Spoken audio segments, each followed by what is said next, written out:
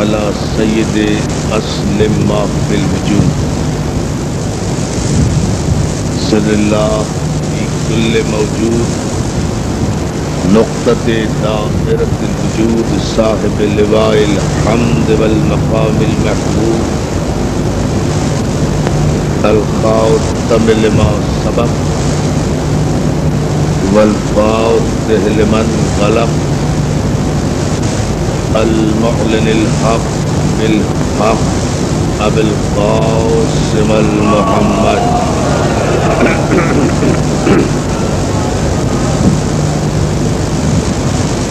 وآلہ الطیبین الطاہرین المعصومین المنتجبین المظلومین ولعنۃ اللہ علی اعدائهم اجمعین من یومنا ھذا الی یوم الدین اما بعد فقد قال سبحانہ وتعالی افلا يتدبرون القرآن ولو كان من عند غير الله لوجدوا فيه اختلافا كثيرا صلوات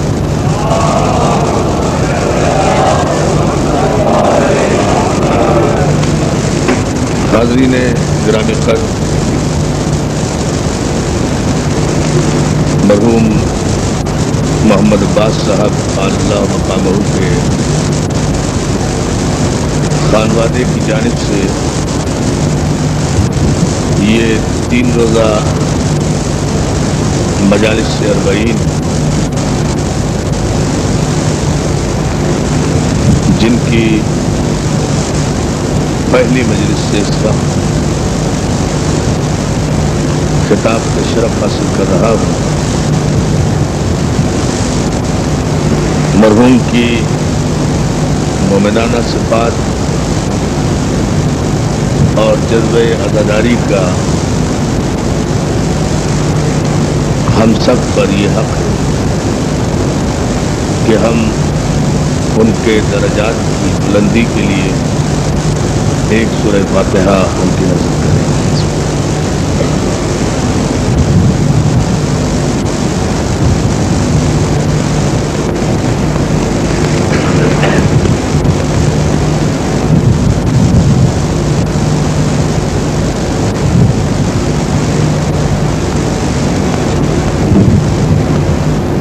صلی اللہ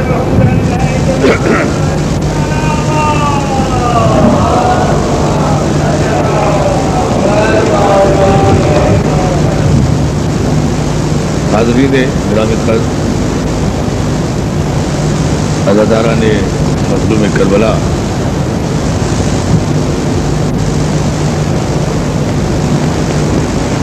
یکم محرم سے آج تک مسلسل ذکر حسین کا تواتر اور تذکرہ آل محمد کا تسلسل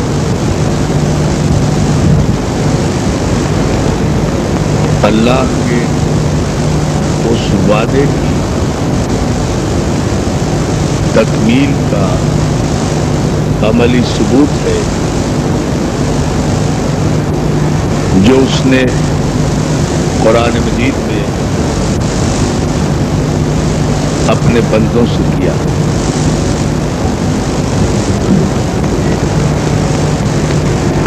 پروردگار نے وعدہ تو اپنے سب بندوں سے کیا، اور وعدہ بھی بڑا مختصر لیکن بڑا بسیط، اس اعتبار سے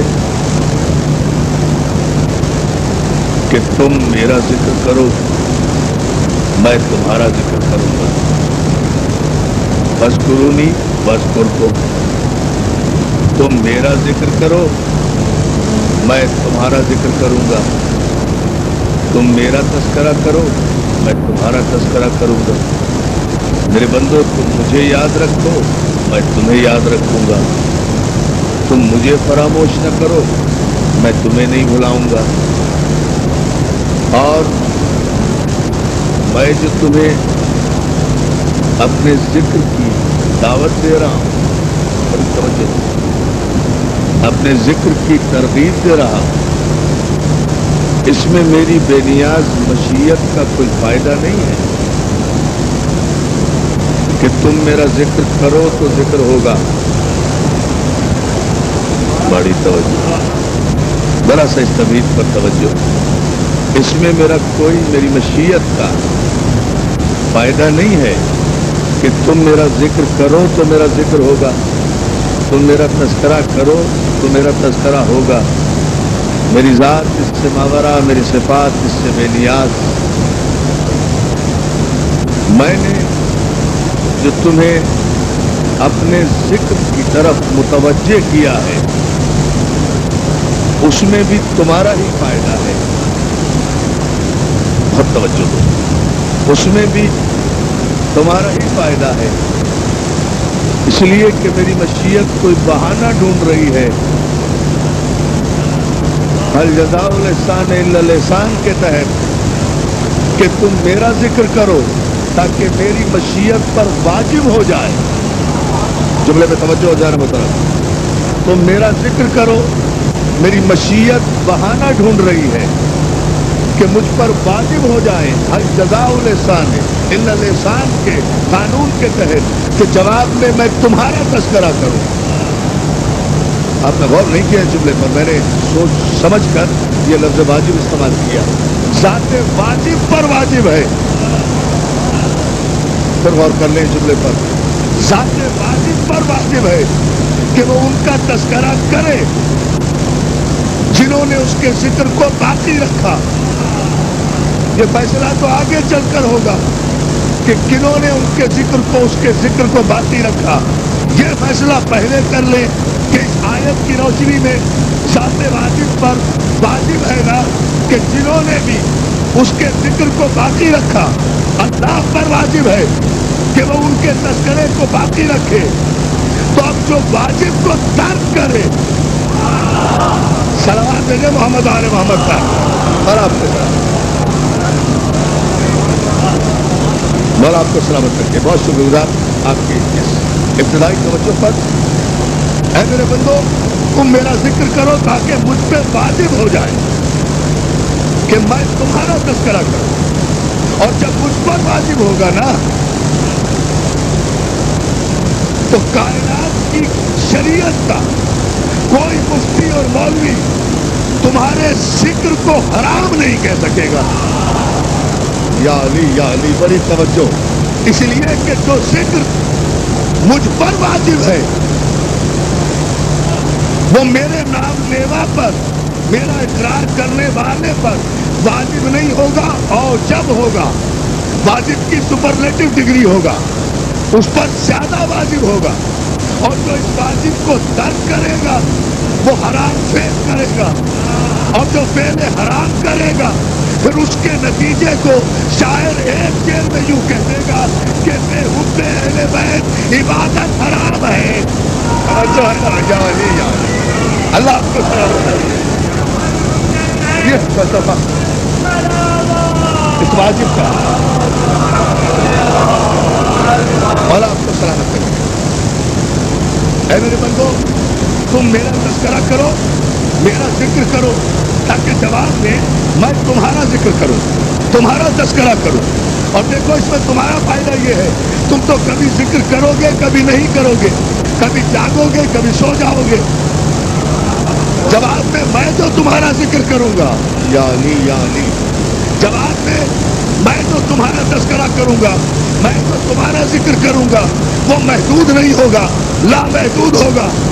इसलिए कि तुम मेरा जिक्र करोगे अपनी महदूद कुव्वतों के साथ, मैं तुम्हारा जिक्र करूंगा अपनी लामहदूद कुदरतों के साथ। या अली, जरा सा बेदार होकर सलावत भेजे बाबा ने बना। तुम जो है ना दोस्तों, तुम जो मेरा जिक्र करोगे, मेरा तज़किरा करोगे अपने महदूद कुव्वतों के साथ, जवाब में मैं तो तुम्हारा तज़किरा करूंगा अपनी लामहदूद कुदरतों के साथ। तुम ज़मान व मकान में कैद होकर मेरा जिक्र करोगे, میں زمان و مکان سے ماورا ہو کر تمہارا تذکرہ کروں گا. ممکن ہے میرا ذکر کرنے پر پابندی بھی ہو جائے، لیکن میں جو تمہارا ذکر کروں گا، توجہ ہے، تم میرا ذکر کرو گے زمینوں میں، میں تمہارا تذکرہ کروں گا آسمانوں میں. مجھے دنیا کی کوئی طاقت تمہارے ذکر سے، میں نتیجہ دینا چاہ رہا ہوں توحیدی مجلس میں، مجھے دنیا کی کوئی طاقت، کوئی حکومت، کوئی قانون، کوئی آرڈیننس تمہارے ذکر سے روک نہیں سکتا. میں علی کل شیء قدیر ہوں، مجبور تو ہوں نہیں. مجھ پر کسی کے قانون کا اور کسی کے آئین کا اور کسی کے حکم کا اطلاق نہیں ہوتا. تم میرا ذکر کر کے تو دیکھو. یا علی یا تم میرا ذکر کرو، میں تمہارا تذکرہ کروں گا. تو محمد و آل محمد کی ذمہ داری علی سے لے کر حسین تک، حسین سے لے کر رضا تک، رضا سے لے کر عسکری تک، صرف ذمہ داری یہ تھی کہ وہ اللہ کے ذکر کو باقی رکھے.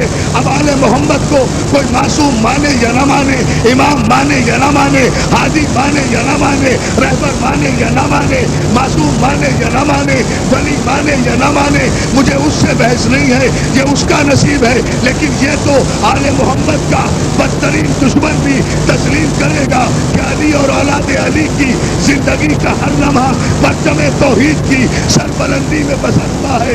اللہ کے ذکر کو باقی رکھنے میں انہوں نے زندگیاں بسر کر دی. تو آل محمد کی یہ ذمہ داری نہیں ہے کہ وہ اللہ کا ذکر بھی باقی رکھے اور اپنا ذکر بھی باقی رکھے. آل محمد کی ذمہ داری تو یہ تھی کہ اللہ کے تذکرے کو باقی رکھے.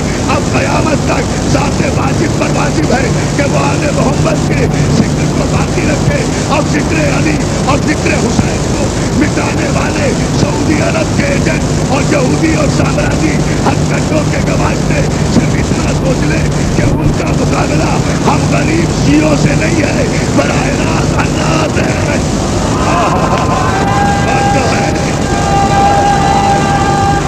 اور آپ کو سلام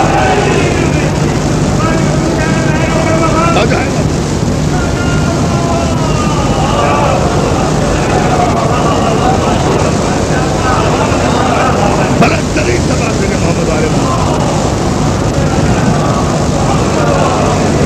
تو جو ہے نا، اب دنیا کا مقابلہ مخالفین ذکر آل محمد کا مقابلہ ہم شیعوں سے تو ہے نہیں. میں بڑا عجیب جملہ کہنے جا رہا ہوں، آپ کی تمام ذہنی توجہات میں چاہتا ہوں جس کے لیے میں نے یہ تمہید آپ کی خدمت میں عرض کی ہے.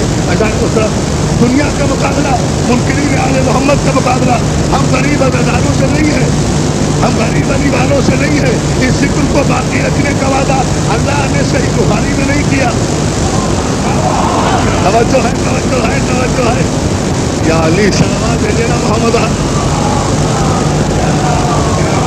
بھائی بھائی. اس ذکر کو باقی والا آپ کو سلامت رکھے. اس ذکر کو باقی رکھنے کا وعدہ اللہ نے صحیح بخاری میں نہیں کیا، صحیح مسلم میں نہیں کیا، سنن ابن داؤد میں نہیں کیا. دشمنان آل محمد کافر کہہ رہے ہیں، جرم صرف یہ ہے تو ہم علی کا ذکر بھی کرتے ہیں، حسین کی مجلس بھی کرتے ہیں، تو علی کا ذکر اور حسین کی مجلس کرنے کے سینے میں ہمیں کافر کہا جاتا ہے نا. تو یہ وعدہ اللہ نے کیا تھا کہ یہ ذکر باقی رہے گا. وعدہ اللہ کا ہے، پورا ہم کر رہے ہیں. تو اگر اللہ کا وعدہ پورا کرنے والے کافر ہیں تو جس نے وعدہ کیا ہے تو ہے کیا علی جان توجہ ہے اللہ بڑی عجیب بات بتاؤ.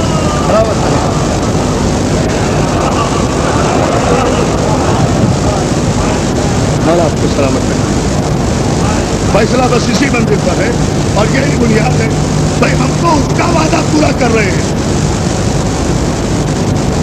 غور فرمانے پہ ذرا سا جملے پر اور ہم تو اس کا وعدہ پورا کر رہے ہیں. وعدہ اس نے کیا تھا ان کے ذکر کو باقی رکھنے کا. کیا وہ ممبر پہ آ رہا ہے؟ کیا وہ مجلس میں بیٹھ رہا ہے؟ کیا وہ ماتم کر رہا ہے؟ کیا وہ جلوس نکال رہا ہے؟ کیا وہ علم اٹھا رہا ہے؟ اسی سے تو ذکر باقی ہے نا. وعدہ वादा वो करे पूरा हम करें। गौर करें जान मोहतरम, अगर ये कौम न होती, अगर ये आज़ादारी बंद हो जाए, अगर जिक्र अली बंद हो जाए, अगर जिक्र हुसैन बंद हो जाए, अगर ये मजलिसों मातम बंद हो जाए, तो हम पर कोई हक नहीं आएगा। अल्लाह का वादा झूठा हो जाएगा। और याद रखो, अगर उसका वादा झूठा हो गया तो तुम्हारा कोई सिद्दीक़ अकबर सच्चा नहीं रहेगा। जो है वो सादिकुल्लाह है, ऐसे नहीं। बाहर तक खड़ा हुआ सारा बचवा पूरी ताकत और तवानाई से नारे हैदरी सलामत रहे।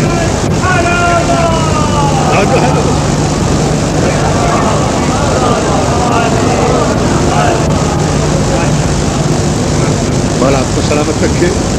ये है फलसफा बुनियादी कि वादा तो अल्लाह ने किया है ना, पूरा हम कर रहे हैं। वादा उसका है, पूरा हम कर रहे हैं। आयत भी हमारे वादे की वजह से कुरान में अभी तक मौजूद है, मुअत्तल नहीं हुई। भाई जरा सा बुलंद होकर सोचे, हम तालिब इल्म लोग हैं, कम इल्म लोग हैं, इसलिए जरा सा तवज्जो फरमा लें। आप अपने मेयार समाज को बुलंद करें तो शायद एक जुमला आपकी खिदमत में हम अर्ज़ कर सकें जो मैं अर्ज़ करना चाह रहा हूँ। जानिब तरफ आयत अगर आज जिंदा है फज़कुरूनी वज़कुरकुम की, तो सिर्फ ज़िक्र आले मोहम्मद की वजह से। बहुत तवज्जो दोस्तों। और अल्लाह ने कुरान मजीद में अपने हबीब पर यह वाजिब किया कि जिन्होंने भी हमारा जिक्र बाकी रखा है उनका जिक्र तुम बाकी रखो। किताब इब्राहीम इन्नहु कान सिद्दीक़न नबिय्या, वो हमारा सच्चा नबी था। बड़ी तवज्जो, आज यही इसी हद तक गुफ्तगू महसूस रहेगी। ये वजाहतें होंगी उस मजमून की जिसे इंशाअल्लाह आइंदा 2 मजालिस में मैं आपकी खिदमत में अर्ज़ करूँगा। किताब इब्राहीम, अभी इस किताब में इब्राहीम का तज़किरा करो। लफ्ज़ ज़िक्र पूरे कुरान मजीद में 269 मकामात पर आया। 269 मकामात पर ज़िक्र बमाने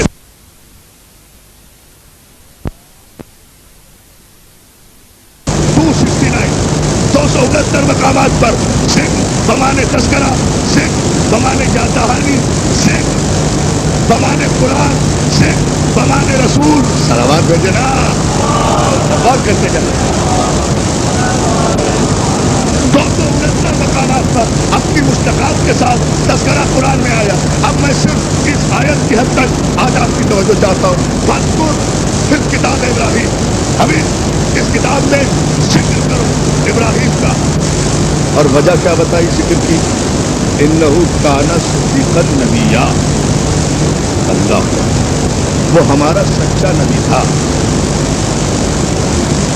नहीं, आप पहुंचे नहीं समझिए, वरना मजमा पूरा छलक जाना चाहिए था।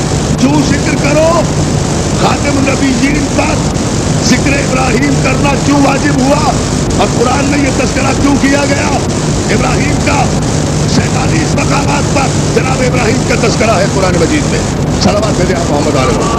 ये जरा देखते हैं, बहुत तवज्जो से। सबसे ज्यादा तज़किरा जो कुरान में आया वो जनाब मूसा कलीमुल्लाह का तज़किरा है। 169 मकामात पर जिक्र आया मूसा का। ये सारी बातें नौजवान दोस्त बायोडेटा के तौर पर अपने ज़हनों के कंप्यूटर में फीड करें। इसके नतीजे इंशाअल्लाह हम मजालिस में आगे बढ़ते हुए देते जाएंगे। सलावत कीजिए मोहम्मद आलम। नहीं, ऐसी सलावत नहीं, गलत आवाज़ से सलावत भेजें।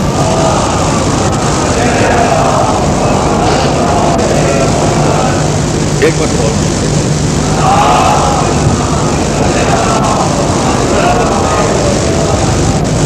फ़ज़कुर फिर किताब इब्राहीम इन्नहु काना सिद्दीक़न नबिय्या, इस किताब में जिक्र करो इब्राहीम का।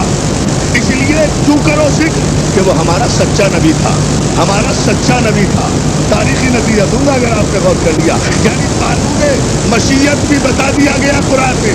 ذکر کرنا کیوں واجب ہے کہ وہ ہمارا سچا نبی تھا۔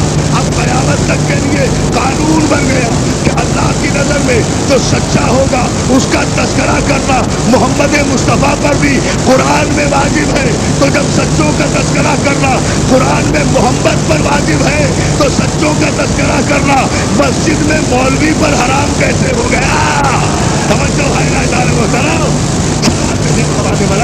کون کرتے جائے تلاش کرتے جائے۔ پہلی کوئی وجہ اور تو کوئی وجہ نہیں بتائی نا، یہی وجہ بتائی بس کو پھر کتاب ابراہیم انہو کان صدیقا نبیا، اس لیے کہ وہ ہمارا سچا نبی تھا۔ اب یہاں میں پھر اس آیت کی تلاوت کرتا ہوں جسے میں نے سرنامہ بنایا۔ اس آیت کو اس سے انٹرلنک کریں تو پھر بات سامنے آئے گی کہ کون کیا سمجھ رہا ہے۔ بڑی توجہ،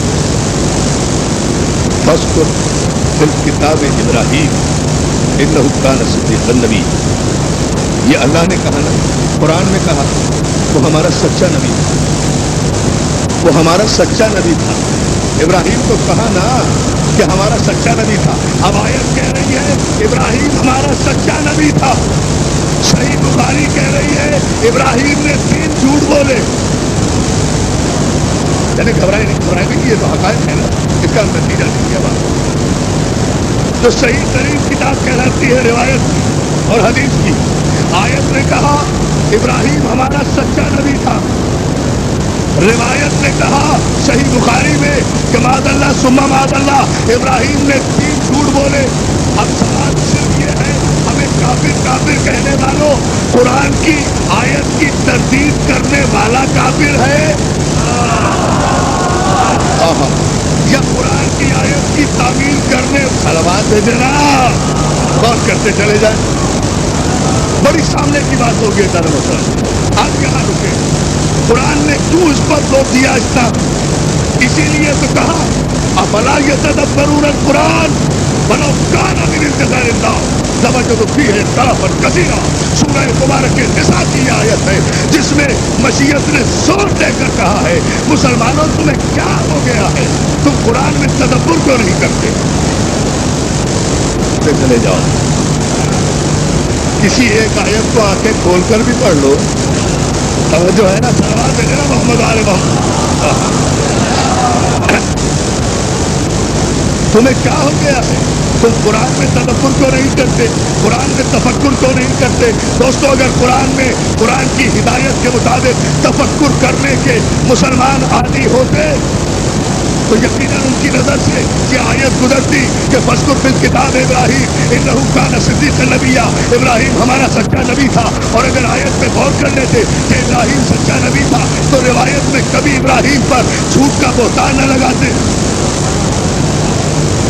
غور کرتے جائیں، یہ سارے ستون ہیں، پلرز ہیں دوستو، جن سے ایک نتیجہ آپ کی خدمت میں عرض کروں گا، پھر یہاں روک کر پھر عرض کر رہا ہوں کہ آئیے پھر اس پس منظر میں جائیں کہ آیت تو موجود ہے، ایسا تو نہیں ہے کہ مسلمانوں نے قرآن میں یہ آیت نہیں پڑھی، یقیناً پڑھی ہوگی، ہزاروں مرتبہ پڑھی ہوگی، ہر مسلمان نے پڑھی ہوگی، 1400 برس میں لاکھوں کروڑوں مرتبہ یہ آیت پڑھی گئی ہوگی کہ ابراہیم سچا نبی تھا۔ روایت اپنی جگہ کیوں آج تک موجود ہے جب آیت سے ٹکرا رہی ہے؟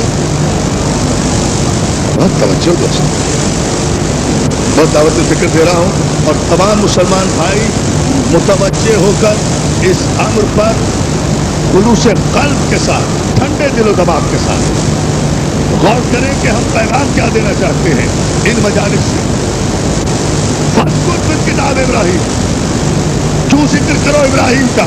اس لیے کہ وہ ہمارا سچا نبی تھا۔ قرآن نے کہا نا، تو سب کی نظر قرآن کی اس آیت پر ہوگی کہ ابراہیم سچا ہے، تو پھر ابراہیم پر جھوٹ بولنے کا الزام کیوں لگایا؟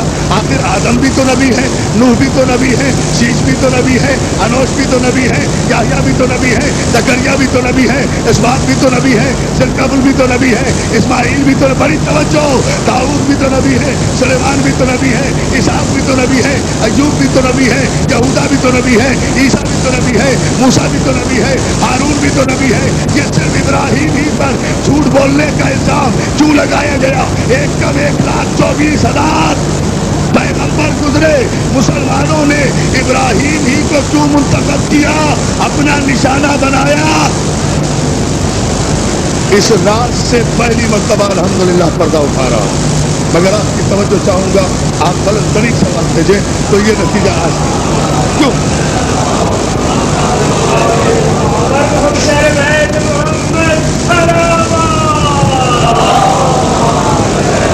دو. دیکھیں ہماری علمی دیانتداری دیکھیے کہ ہم بہت واضح طور پر کہہ رہے ہیں کہ کسی نبی پر جھوٹ بولنے کا الزام امت کے کسی راوی نے نہیں لگایا سوائے جناب ابراہیم کے. ابراہیم پر 2 الزام لگائے گئے, ایک تو یہ کہ معاذ اللہ انہوں نے 3 جھوٹ بولے, اور ایک یہ الزام لگایا اور بڑے بڑے لوگ, پڑھے لکھے لوگ بہک گئے کہ معاذ اللہ ابراہیم کے باپ کافر تھے, اور کسی نبی کے باپ کو کافر کیوں نہیں کہا؟ باپ کو بھی کافر کہا, ابراہیم کے کردار کشی بھی کی ابراہیم کی. آپ کے تصورات سے ماورا انشاءاللہ جو رزق علم باب نجف سے بھیک میں ملتا ہے وہ انشاءاللہ آپ کی خدمت سے پیش کروں گا. اور دوستوں یاد رکھیں گے اس مرحلے کو آپ ذرا سی میں باہر تک کھڑے ہوئے سارے دوستوں کی توجہ اور محبتوں کا محتاج ہوں. دوستوں کیا ابراہیم پر الزام لگایا, باپ پر بھی الزام لگایا کہ معاذ اللہ ابراہیم کے باپ کافر تھے, جبکہ قرآن پکار کر کہہ رہا ہے کہ ہم نے اسلاب طاہرہ سے ارحام مطہرہ کی طرف انبیاء کو منتقل کیا, اور ابراہیم تو جد الانبیاء ہیں. صلوات بھیجے نا محمد عالم. اب یہ دونوں الزامات بہت اکیڈمیکلی پورے ذہنی سطح کو بلند کر کے اگر مولا نے مجھے طاقت دی میں انشاءاللہ اسے پیش کروں گا, لیکن آپ کی پوری ذہنی سماعت کو معراج پر دیکھنا چاہتا ہوں. اور وہ یہ ابراہیم پر جھوٹ بولنے کا بھی الزام لگایا گیا, ابراہیم کے باپ کو کافر بھی کہا گیا, اور کسی نبی پر نہ جھوٹ بولنے کا الزام لگایا, نہ کردار خوشی کی, نہ اس کے باپ کو کافر کہا. آخر مسئلہ کیا ہے عزیزان محترم؟ جب تاریخ کے ڈانڈے ہم نے ابراہیم سے علی تک ملائے تو پتہ چلا کہ باپ اور بیٹا ایک ہی صف میں کھڑے ہیں. مسلمانوں کی کمانوں کے تیروں نے ہدف بنایا ہے ابراہیم کو بھی علی کو بھی. جو الزام ابراہیم پر لگائے گئے وہی علی پر لگائے گئے. ابراہیم کی بھی کردار کشی ہوئی, ابراہیم کے باپ کو بھی کافر کہا گیا, علی کی بھی کردار کشی ہوئی, علی کے باپ کو بھی کافر کہا گیا. آخر اس کی وجہ کیا تھی؟ وجہ اور سبب یہ ہے کہ 1,24,000 پیغمبروں میں نبوتیں سب نے کی, تبلیغ سب نے کی, توحید کا پیغام سب نے دیا, لیکن ابراہیم کو یہ شرف حاصل ہے کہ ابراہیم نے نمرود کے بتگدے کو ویران بھی کیا تھا, بت شکنی بھی کی تھی, بت شکنی بھی کی تھی. ادھر علی نے صرف نبی کی حمایت ہی نہیں کی بلکہ کعبے سے بتوں کو نکالا بھی تھا. تو پہلا بت شکن ابراہیم, آخری بت شکن ابراہیم کا بیٹا علی. تو بت پرستوں کی اولادوں نے اپنے بتوں کا انتقام ابراہیم سے بھی لیا, علی سے بھی لیا. یہ ہے نتیجہ. سلامت رہے, یہ فلسفہ ہے.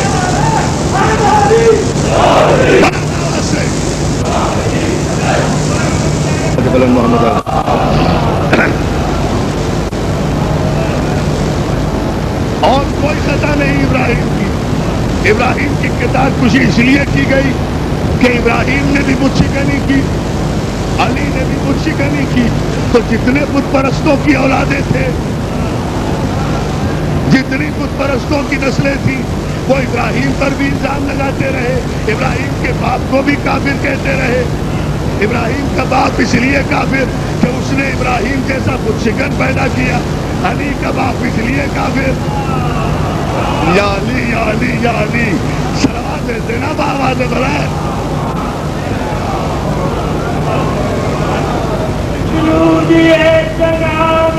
ابو طالب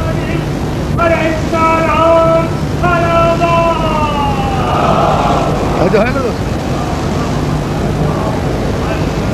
ابراہیم کے بعد اس لیے کافر ایک عجیب سے سوالات آج قائم کر رہا ہوں، اگر آپ غور فرماتے جائیں کہ علی کا باپ اس لیے کافر کہ علی جیسا کچھ شکن پیدا کیا، اس کے علاوہ کوئی قصور نہ ابراہیم کے باپ کا نظر آتا ہے. یا علی بڑی توجہ، نہ علی کے باپ کا کوئی قصور نظر آتا ہے. عزیزان محترم، دنیا کو غور کرنا چاہیے ابراہیم کی کردار کشی کس لیے کہ ابراہیم کی اولاد میں امامت. ارے غور کرتے جائیں عزیزان محترم، ابراہیم کی کردار کشی اس لیے کہ ابراہیم کی نسل میں امامت. قال ومن ذریتی قال لا ینال عہد الظالمین، پالنے والے یہ امامت میری نسل میں بھی آئے گی. کہاں ضرور آئے گی، مگر جو ظالم ہوں گے وہ امام نہیں ہو سکتے. ادھر ابراہیم کی نسل میں بھی امامت، علی کی نسل میں بھی امامت. یا علی توجہ توجہ، صلوات بھیج دینا محمد آل محمد پاک بنا رہے ہیں اسی طرح. ابراہیم پہلے مشکل، علی آخری مشکل. نہ ابراہیم سے پہلے کوئی مشکل تھا، نہ علی کے بعد کوئی مشکل ہے. سب دے رہے ہیں.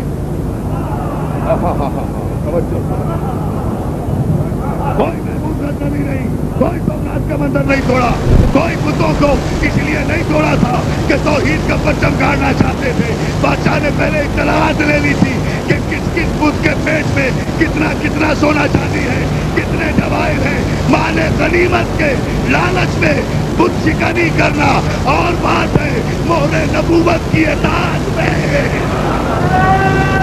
پوری طاقت سے.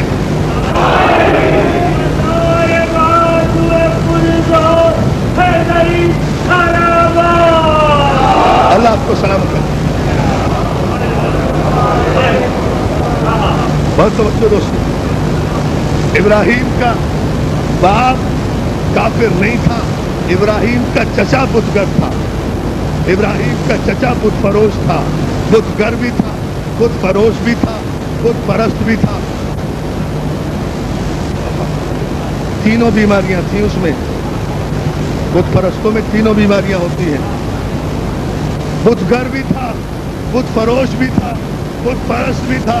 اور صاحب قصص الانبیاء نے یہ جملہ بھی لکھا کہ اس چچا نے ایک مرتبہ اعلان نبوت سے پہلے جناب ابراہیم کی عمر جب 14 یا 15 برس کی تھی، بہت سارے بت اکٹھے کر کے ابراہیم کو دیے، جاؤ بازار میں جا کر بیچ آؤ.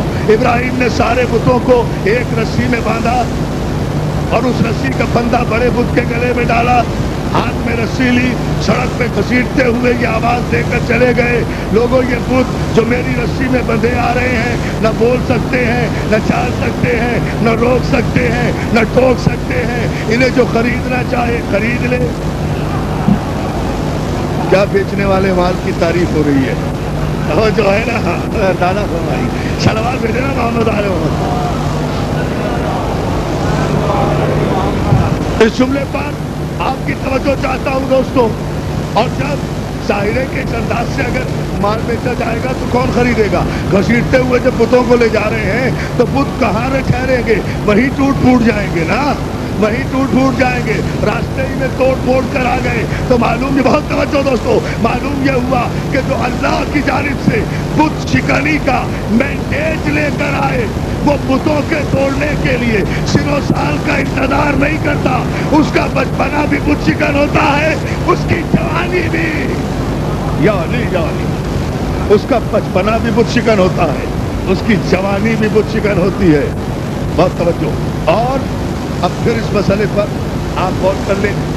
یہاں پیغمبر کو حکم دیا جا رہا ہے، میرے حبیب اس کتاب میں ابراہیم کا تذکرہ کرو، اس لیے کہ وہ ہمارا سچا نبی تھا. یعنی جو اس نے کہا وہ کیا، وہ کبھی جھوٹ نہیں بولا. اللہ کو ہماری نظر میں کبھی جھوٹ نہیں بولا، ہماری نظر میں جھوٹ نہیں بولا، بخاری کی نظر میں جھوٹ بولا. ملت اسلامیہ طے کرے اللہ کی نظر پہ اعتبار کرو گے یا بخاری کی صدر پہ اعتبار. صلوات بھیجے نا، توجہ ہے نا جانا مسئلہ. دیکھیں ذرا سا اس مسئلے پر آپ توجہ اور ایک دفعہ تو پھر میں نتیجے آپ کی خدمت میں پیش کروں. اور وہ یہ کہ یہاں ابراہیم پر بھی الزام، یہاں علی پر بھی الزام، جرم دونوں کا ایک، جرم کیا خود شکنی، اگر خود نہ توڑتے تبلیغ کرتے رہتے تو اتنی شدت سے مخالفت نہ ہوتی، جیسے موسیٰ کی مخالفت نہیں ہوئی، جیسے عیسیٰ کی مخالفت نہیں ہوئی۔ عیسیٰ کو جھولے میں نبی مان لیتے ہیں، اپنے نبی کو 40 برس کے بعد بھی مشکل سے مانتے ہیں۔ اب جو ہے نا بڑے عجیب لوگ ہیں نا، صلوات بھیجے محمد و آل محمد پر، غور کرتے جائیں۔ جیسے موسیٰ کی مخالفت نہیں ہوئی، عیسیٰ کی مخالفت نہیں ہوئی، تو پروردگار عالم نے صرف قرآن میں وعدہ ہی نہیں کیا بلکہ اسے اپنے حبیب کو حکم بھی دیا کہ دیکھو ہمارا وعدہ پورا کرو، ابراہیم تمہاری بارگاہ میں آ گیا ہے۔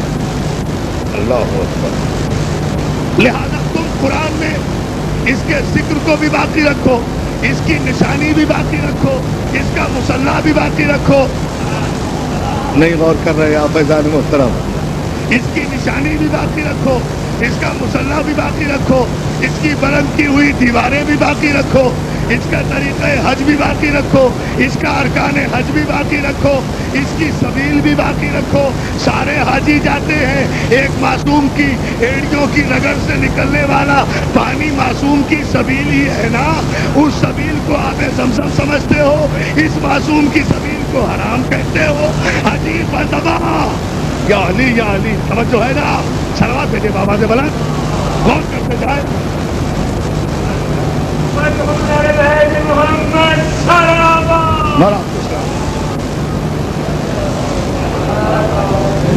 تو جو ہے نا جانے محترم، عجیب فلسفہ ہے۔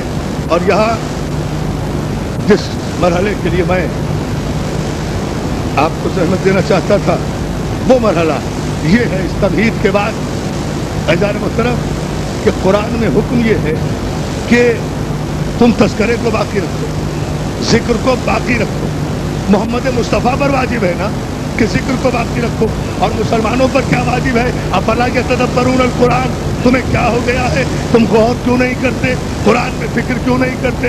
قرآن میں تدبر کیوں نہیں کرتے؟ آنکھیں بند کر کے قرآن پڑھتے کیوں ہو؟ کبھی آنکھیں کھول کے قرآن پڑھ لو۔ ساری زندگی میں اگر ایک آیت بھی آنکھیں کھول کر پڑھ لو گے، توجہ ہے نا، تو دل کی دنیا بھی روشن ہو جائے گی۔ یا علی یا علی، آنکھوں کی بینائی نہیں، دل کی دنیا بھی روشن ہو جائے گی، ایمان سے قلب بھی بھر جائے گا، نور ایمان قلب میں داخل بھی ہو جائے گا اگر ایک آیت میں تدبر کیا۔ لیکن یہاں تو طے کر لیا ہے نا کہ پہلے ہی منزل پر بڑی توجہ، بعد رسول حکومت نے یہی تو پابندی لگائی کہ قرآن کو پڑھتے جانا، غور کبھی نہ کرنا۔ اور جو قرآن میں غور کر کے، خدا کے لیے سمجھ لیجیے گا، جملہ آہستہ سے کہوں گا چونکہ جملہ بڑا نازک ہے۔ حکومت نے آرڈیننس یہ جاری کیا بعد رسول، قرآن پڑھتے جانا، قرآن میں غور کبھی نہ کرنا، غور نہ کرنا، ڈیفینیشن نہ کرنا، ڈیفائن نہ کرنا، تشریح نہ کرنا، تفسیر نہ کرنا، عقل نہ لڑانا، دماغ کو استعمال نہ کرنا، فکر سے کام نہ لینا، تدبر سے کام نہ لینا۔ اور جس نے بھی قرآن کی، دوستو تاریخ کا متفقہ جملہ ہے، سمجھنا آپ کا کام ہے، اس کی وضاحت میں منبر سے نہیں کر سکتا۔ قانوناً پہلا حکم یہ جاری کیا گیا بعد رسول کہ قرآن کو صرف پڑھو، قرآن کی تفسیر کوئی نہ کرے، اور جو کوئی بھی قرآن کی تشریح کرے گا اسے 30 درے مارے جائیں گے، 30 کوڑے مارے جائیں گے۔ پابندی لگا دی گئی تفکر قرآن پر، تدبر قرآن پر۔ لگانے والے کو آخر تکلیف کیا تھی؟ غور کرنے پر پابندی کیوں لگا دی گئی؟ یہ 30 کوڑوں کی سزا دے کر، پابندی لگا کر، لگانے والے نے اپنے شرمندہ ماضی کو چھپانے کی کوشش کی کہ اگر کسی قرآن کی آیتوں میں یا سورتوں میں تفکر کر لیا اور پڑھتے پڑھتے سورہ منافقون پر پہنچ گئے، صفات کو دیکھ کر اگر موصوف کی شکل نظر آ گئی، ہائے ہائے ہائے ہائے، توجہ ہے نا، یہ ہے تدبر فی القرآن۔ یا علی یا یہ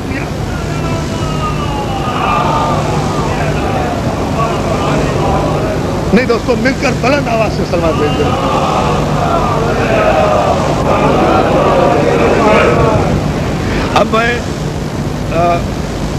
2-3 آیتیں پڑھوں اور آپ اس پہ غور کریں گے. غور کریں گے. میرا دعویٰ ہے اس منبر سے علی کے صدقے میں جتنا اس آیت پر غور کریں گے آپ جو میں پڑھنے جا رہا ہوں, آپ کو تفسیر نہیں تصویر نظر آئے گی. جب تصویر نظر آئے گی تو آپ بے تحاشا نعرہ حیدری بھی لگائیں گے, نعرہ صلوات بھی لگا, صلوات حضرت محمد. اب آپ دیکھ لیں کیوں بھائی.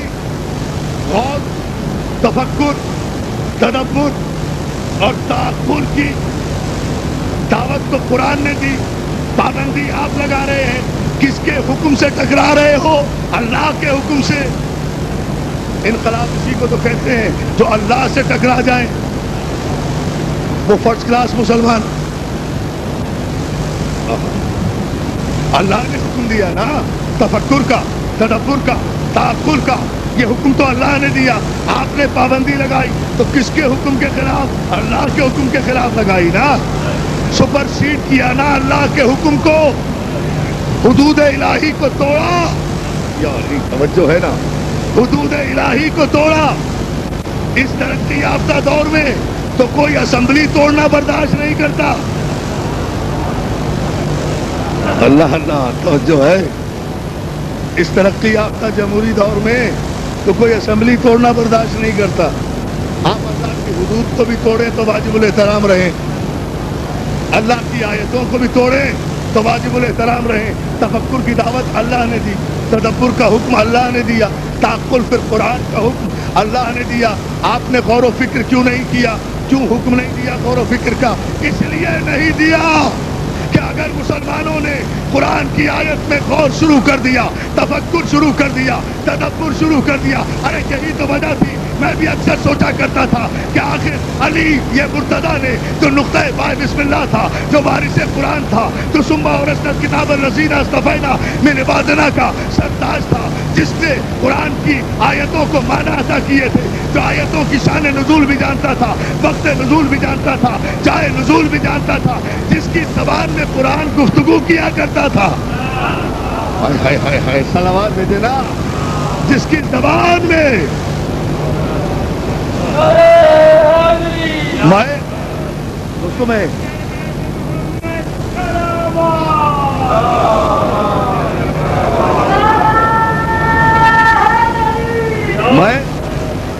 اور آپ کو سلامت رکھے, آپ کی توجہات پر اور محبتوں پر بہت شکر گزار. جبھی تو میں یہ سوچتا ہوں اکثر کہ جو ادیب وارث قرآن, جس کے علم قرآن پر کسی کو شک نہیں ہوا, بڑے بڑے مخالفوں کو ہلاکت سے جس نے بچایا ہو, اپنے علم قرآن کی بنیاد پر نہیں غور کر رہے آپ. اپنے علم قرآن کی بنیاد پر جس نے بڑے بڑوں کو ہلاکت سے بچایا ہو, تو چلو اتنا تو تسلیم کیا نا کہ علی ہلاکت سے بچاتا ہے. آپ نے جملے کو پھر غور نہیں کیا. اتنا تو سب نے تسلیم کیا نا کہ علی ہلاک ہونے سے بچاتا ہے, زندگی دیتا ہے. تو جو علی اپنے دشمن کو بھی ہلاک ہونے سے بچائے, وہ اپنے غلاموں کو محشر میں جہنم سے کیسے نہیں بچائے گا؟ یا علی یا علی یا علی یا علی یا علیہ السلام. دیکھیں غور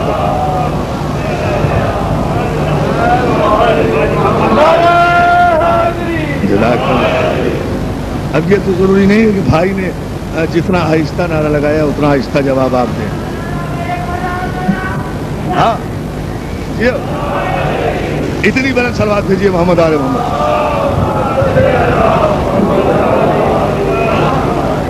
اس جملے پر آپ غور فرما لیں. وہ علی, اس پر کل انشاءاللہ وضاحت کروں گا آپ کی خدمت میں. وہ علی کہ جس کے نزول قرآن اور جس کے علم قرآن پر اس کے دشمنوں کو بھی شک نہیں تھا. نہیں غور کیا, پھر غور کریں. دوستوں میں ساری رات یہ جملہ کہتا رہوں گا, اگر آپ نے غور نہیں فرمایا آگے نہیں بڑھوں گا. اس لیے کہ میرا مقصد یہ ہوا کرتا ہے مجلس پڑھتے وقت کہ 1 گھنٹے کی مجلس میں اگر ایک جملہ بھی اپنے موضوع سننے والوں کے دلوں میں جام کوثر کی طرح اتار دیا تو ماحصل مجلس وہی ہوتا ہے. توجہ ہے نا؟ رضا محمد عباس صاحب کے خانوادے کی یہ محنت وصول ہو جائے گی اگر یہ جملہ جو میں کہنے جا رہا ہوں یہ آپ تمام حضرات کے خصوصاً نوجوان دوستوں کے ذہن میں اتر گیا. اس جملے پر عزیزان محترم آپ غور فرما لیں کہ قرآن کے علم کے مسئلے پر ملت اسلامیہ میں کوئی دو رائے نہیں ہے. علی کے علم قرآن کو سب تسلیم کرتے ہیں. نہیں پھر غور کریں. توجہ. ابتدائی دور کے مسلمانوں کی تو بات کیا، وہ جو علی کے کھل کے دشمن تھے اور میدان جنگ میں مقابلے پر علی کے آئے، صفین میں آئے، جمل میں آئے، نہروان میں آئے، جنہوں نے 70 برس تک علی کی کردار کشی کی ہے، انہوں نے بھی علی کو سب کچھ کہا ہے مگر یہ نہیں کہا کہ علی قرآن نہیں جانتے تھے. 3 باتیں نہیں کہیں وہ میں بیان کر رہا ہوں، اگر آپ نے اسے شرف سماعت دے دیا. کسی کی طاقت یہ نہیں ہو سکی علی کے بدترین دشمن کی بھی کہ وہ یہ کہتے کہ علی عالم قرآن نہیں تھا. سب کچھ کہا. نمبر 2، کسی کی یہ طاقت نہیں ہو سکی جو یہ کہتے کہ زندگی کے صحیفی کے زمانے میں بھی علی کے دماغ میں معاذ اللہ کوئی خلل آ گیا تھا، کوئی سہو آ گیا تھا، کوئی نسیان آ گیا تھا. رسول پر تو الزام لگا دیا، علی پر یہ بھی الزام اس کا بدترین دشمن بھی نہیں لگا سکا. سوچیں، یہ میں ضرور کسی پس منظر میں بات کہہ رہا ہوں اور اس جملے کے لیے تاحد نظر جہاں تک میرے دوست کھڑے ہیں مولا سلامت تک کے آپ کے جذبہ ایمانی کو اگر مولا نے قبول کیا یہ جملہ اور میں کہہ سکا اپنی پوری طاقت و توانائی سے، رسول پر تو الزام لگایا کہ معاذ اللہ حضور کو سہو ہو گیا تھا، نسیان ہو گیا تھا، ہجیان ہو گیا. ماں نے ایسا لال پیدا نہیں کیا جو 70,000 ممبروں میں سے 70 برس کے دوران کسی ایک ممبر سے بھی علی کے دل و دماغ میں اس قسم کا الزام لگا سکے.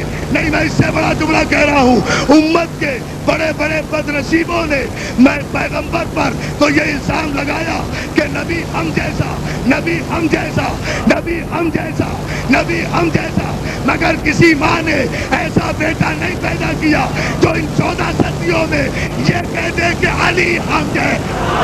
ہائے ہائے ہائے ہائے، یا علی یا علی یا علی. اور جو ہے نہیں، آخری آدمی تک یا علی.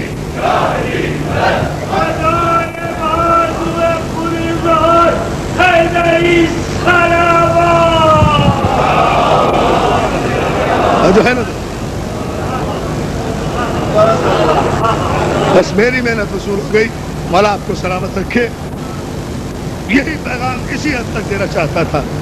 نبی پر تو امت کے بد نصیبوں نے، میرے جملے میں توجہ،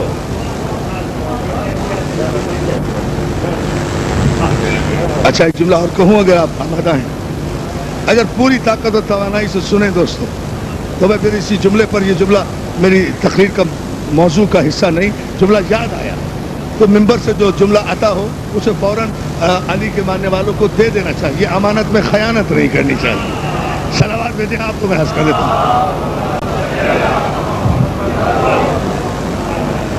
پورے مجمع کی توجہ. امت کے بد نصیبوں نے یہ الزام تو لگایا کہ معاذ اللہ ثم معاذ اللہ نبی کو سہو ہو گیا تھا، نسیان ہو گیا تھا، ہجیان ہو گیا تھا. یہ الزام تو لگایا کہ نبی ہم جیسا، نبی ہم جیسا، نبی ہم جیسا، مگر کوئی مائی کا لال، کسی ماں نے ایسا بیٹا پیدا نہیں کیا جو علی کو یہ کہہ سکے کہ علی ہم جیسا. ایسا تو ہوا، بڑی توجہ، کہ جن لوگوں نے علی کو شب ہجرت کچھ غلط سمجھا انہوں نے نبی سمجھا، جنہوں نے بالکل غلط سمجھا انہوں نے خدا سمجھا. یا علی یا علی یا علی. فرمائیے سلامت رہے یا علی یا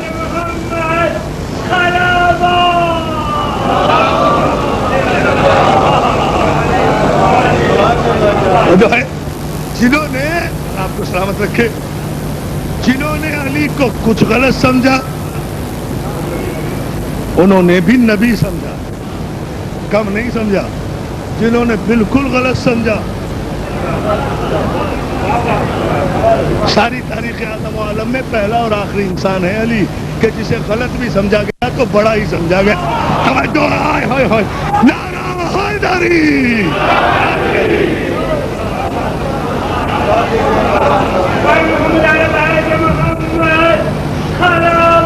اللہ کو بہت توجہ آپ کی دوستو اس نتیجے پر اور پھر مجھے ایک جملہ اور کہنے دیجئے تاکہ بات اور واضح ہو جائے نبی کو ہم جیسا کہنے والے بدنصیبوں اس کی وضاحت تو میں کروں گا قل انما انا بشر مثلکم یوحی الی یہی آیت ہے نا اسی کو بنیاد بناتے ہو نا حبیب ان سے کہہ دو کہ میں تمہاری طرح بشر ہوں مجھ پر وہی آتی ہے اب فیصلہ میں آپ پہ چھوڑ رہا ہوں دوستو جہاں تک میری آواز پہنچے پہنچا دیجئے گا ان سے کہہ دو کہ میں تمہاری طرح بشر ہوں لیکن مجھ پہ وہی آتی ہے میں امت کے بدنصیبوں سے ان بدنصیبوں سے جو رسول کو اپنے جیسا بشر کہہ رہے ہیں صرف اتنا سوال کرنا چاہتا ہوں کہ آیت پوری تو یہ ہے نا کہ مجھ پر وہی آتی ہے اب نبی کو اپنے جیسا بشر وہ کہے جو پہلے یہ دعویٰ کرے کہ مجھ پر وہی آتی ہے خدا کے لیے سمجھیں اس وقت نہیں ہے کہ میں اس کی وضاحت کروں کل انشاءاللہ اس کی وضاحت کروں گا شرط کیا ہے مجھ پر وہی آتی ہے اب نبی جیسا تو اپنے آپ کو کہے گا نا جو یہ مدعی ہو کہ مجھ پر وہی بھی آتی ہے جس نے بھی یہ کہا نا مجھ پر وہی آتی ہے مسلمانوں کے نزدیک دائرہ اسلام سے باہر ہو گیا ہمیں تو دیواروں پر کافر لکھ رہے ہو تم تو قرآن پر لکھے گئے توجہ ہے یا علی جس کا لکھا مٹ نہیں سکتا صلوات بھیجے محمد یوحی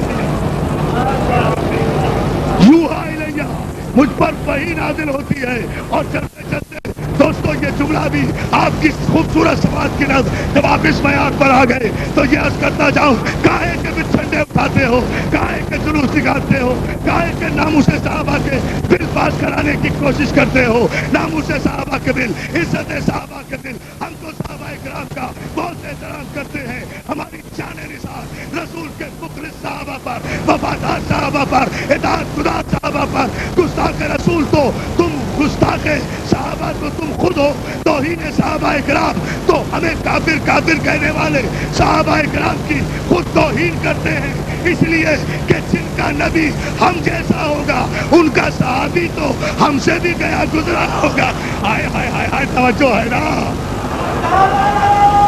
پوری طاقت سے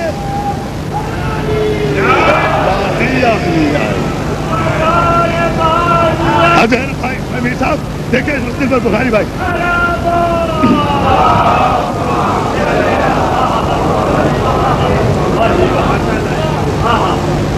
مولا سلامت اتنی بلند ایک اور سلامات بھیجتے محمد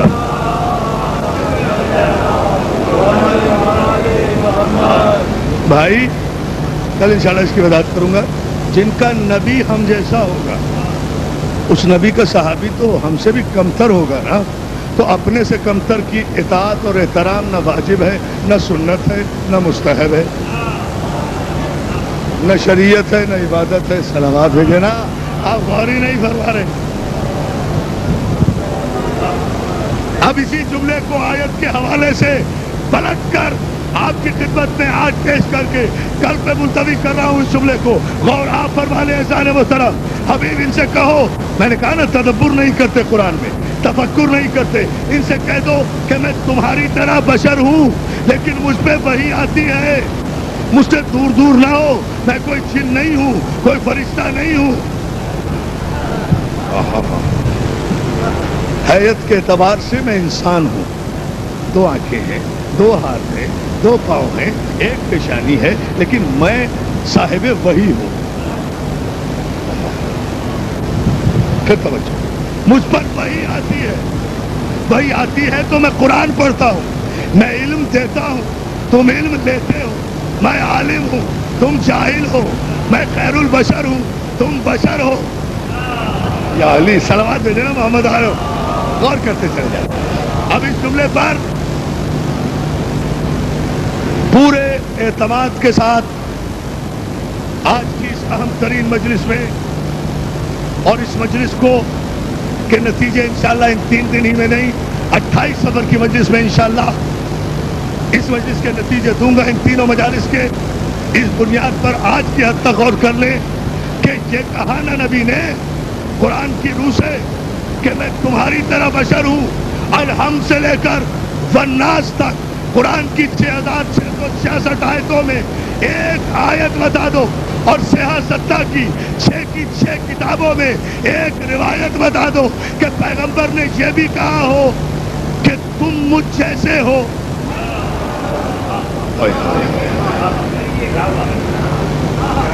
نہیں، اس پر تو آپ کو خود ہی غور کرنا ہے. جتنا غور کریں گے اتنا لطف آئے گا. یہ تو کہا کہ میں تم جیسا ہوں. یہ کسی ایک جگہ کو ثابت کر دے کہ کسی امتی کے لیے پیغمبر نے کہا ہو کہ تم مجھ جیسے ہو. کوئی ثابت نہیں کر سکتا عالم اسلام میں کسی درجے کے کسی صحابی کے لیے پیغمبر نے یہ نہیں کہا کہ میں تم جیسا ہوں، تم مجھ جیسے ہو. پورے عالم اسلام میں صرف ایک علی کی ذات ایسی ہے جس کے لیے پیغمبر نے ایک مقام پر نہیں 70 مقام پر کہا یا علی انت منی وانا منکا. توجہ ہے نا ذرا مت.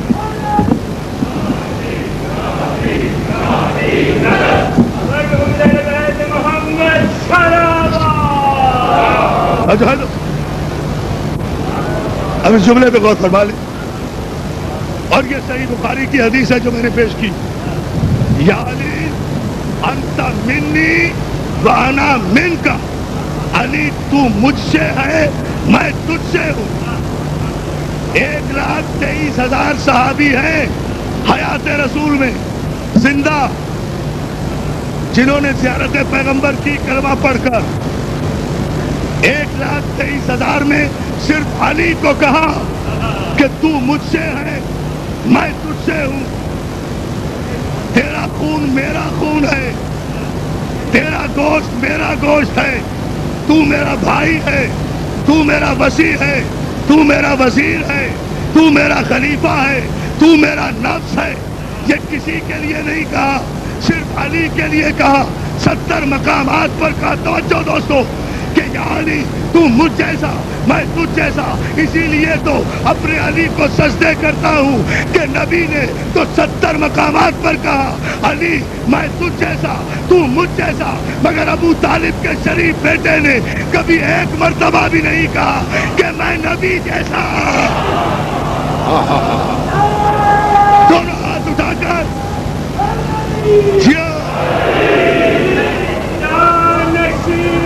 مولا سلامت رکھے.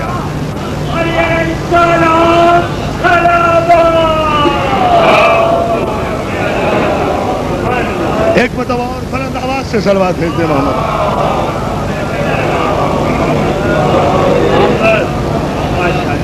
جو ہے نا مولا آپ کو سلامت رکھے. اگر یہ جملہ آپ نے قبول کیا ہے تو علی کی عظمتوں پر علی کی شایان شان صلوات بھیجیں.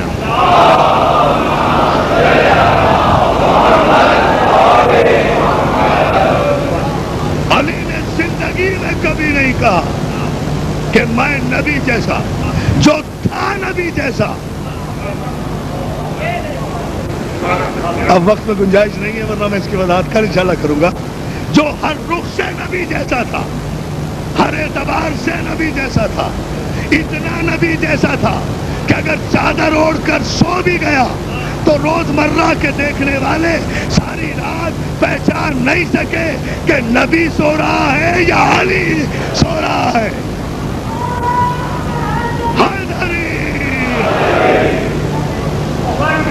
اور آپ کو سلام.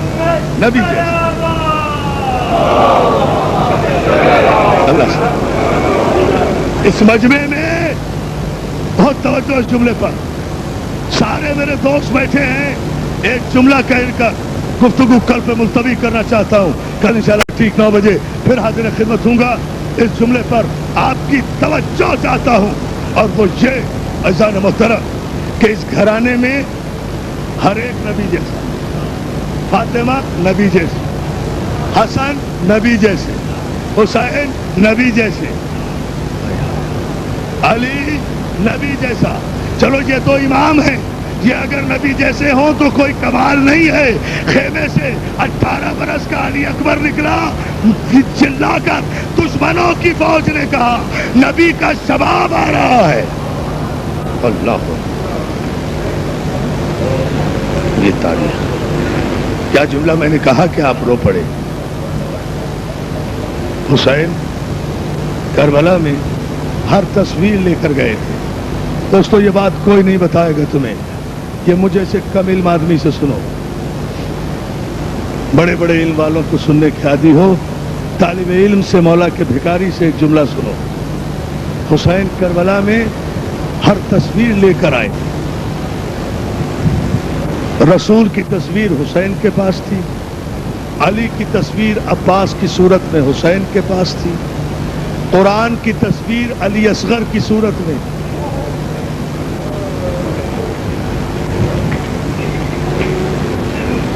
آپ نے غور نہیں کیا جب حسین کے پاس تھی. فاطمہ کی تصویر زینب کی صورت میں ہاں حسین کے پاس تھی. عباس کو بھی بھیجا, کوئی علی کا ماننے والا ہو تو دیکھ لے, تلوار روک لے. علی اکبر کو بھیجا, کوئی رسول کا کلمہ پڑھنے والا ہو تو شاید اسے خیال آ جائے. آخر میں آبا کا دامن ڈال کر اپنے سب سے چھوٹے قرآن کو لے کر میدان کربلا میں آئے. کوئی قرآن کا ماننے والا ہو تو کمان پہ تیر نہ چڑھائے. زینب کو سامنے لے کر آئے. کوئی فاطمہ کا ماننے والا ہو تو چادر نہ چھینے. لیکن کربلا میں علی کی تصویر کے بازو کٹے, نبی کی تصویر پہ پرچھی لگی, قرآن کی تصویر کو تیر لگا, زینب کی چادر چھینی. ثابت کیا حسین نے کہ یزید کے لشکر میں نہ کوئی نبی والا تھا, نہ علی والا تھا, نہ فاطمہ والا تھا, نہ قرآن والا تھا.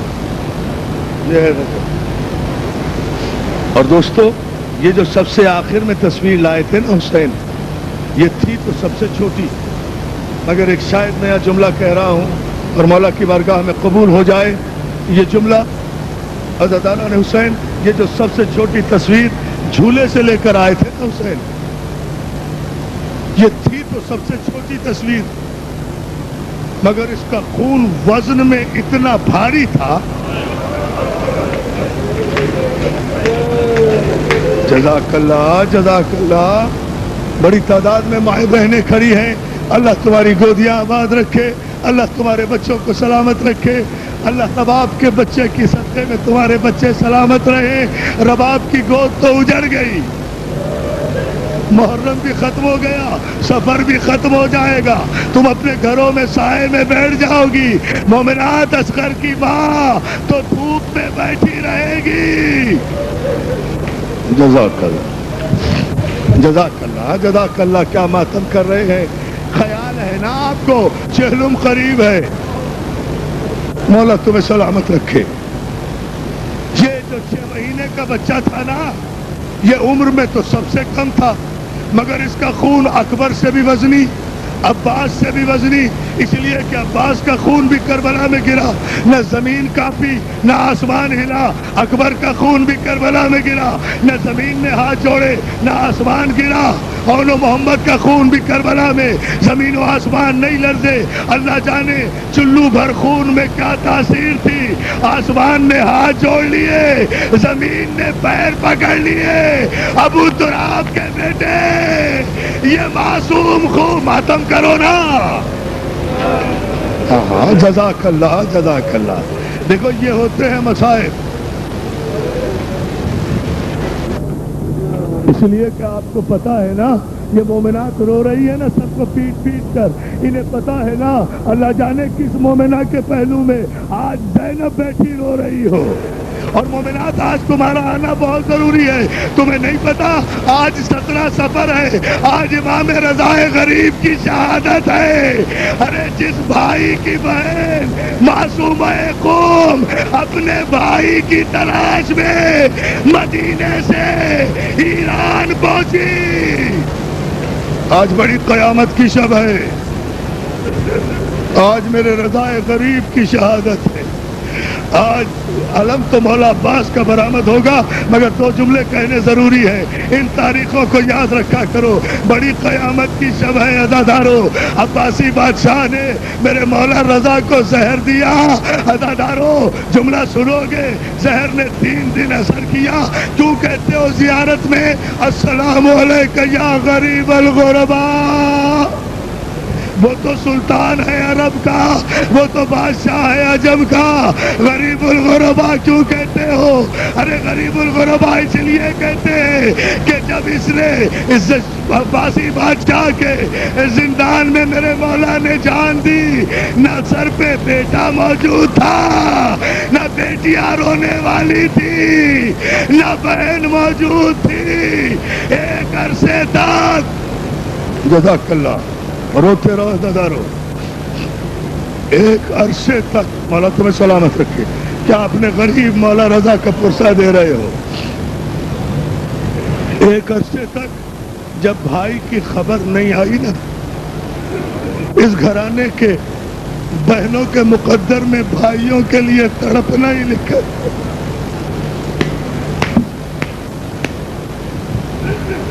جزاک اللہ۔ کس انداز سے آپ رو رہے ہیں، کتنی نور پر مجلس گئی ہے آپ کے رونے کی وجہ سے۔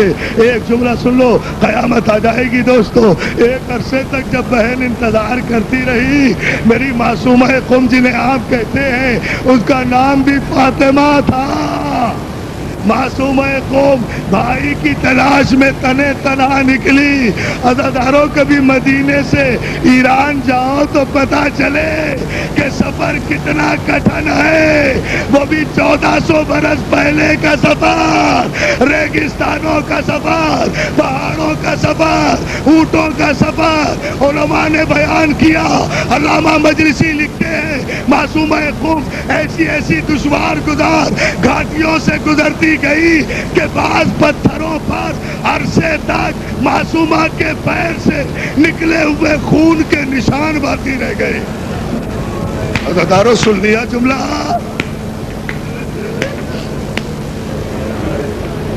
جزاک اللہ۔ ٹھہرو بیٹا، زیارت جب آئے گی جب میں کہوں گا 2-4 جملے اور سن لو، مجلس ختم کر دوں گا۔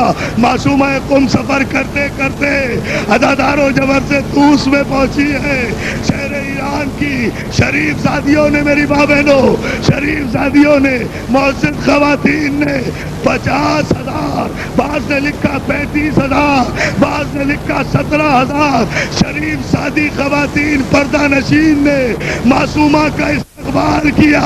معصومہ نے جو محمل سے پردہ اٹھایا، دیکھا ساری بیویاں سیاہ پوش ہے، سارا شہر سیاہ پوش ہے۔ ابھی کچھ بتایا نہیں کہ معصومہ نے سینے پر ہاتھ مار کے کہا، ارے جلدی بتاؤ تم نے کالا لباس کیوں پہنا ہے؟ میرا رضا تو خیر سے ہے۔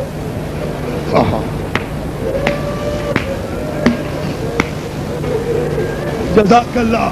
آج مخصوص شہادت ہے بھائی، میں اور کچھ نہیں پڑھ سکتا، ذرا تم جملے پہ توجہ کر لو، مجلس ختم کر دوں گا۔ ساری خواتین نے ماتم کر کے کہا، شہزادی انا للہ و انا الیہ راجعون، تیرے بھائی کا پرسہ دینے آئے ہیں، تیرا بھائی مارا گیا۔ بھائی کے مرنے کی اطلاع ملی، ایک مرتبہ تو کہا، ہائے میرا غریب بھائی۔ عزادارو تم بھی سینے پہ ماتم کر کے جملہ کہہ دو نا، ہائے میرا غریب مولا. معصومہ کہتی ہے ہائے میرا غریب بھائی. اتنا کہا محمل میں بے ہوش ہو گئی.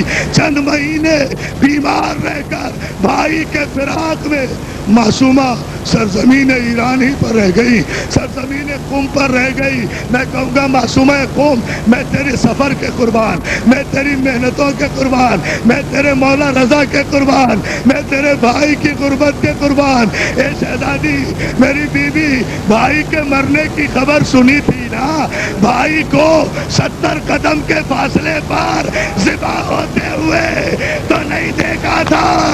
ہائے زینب ایک بلندی پر کھڑی ہے, حسین ذبح ہو رہا ہے, زینب فریاد کر رہی ہے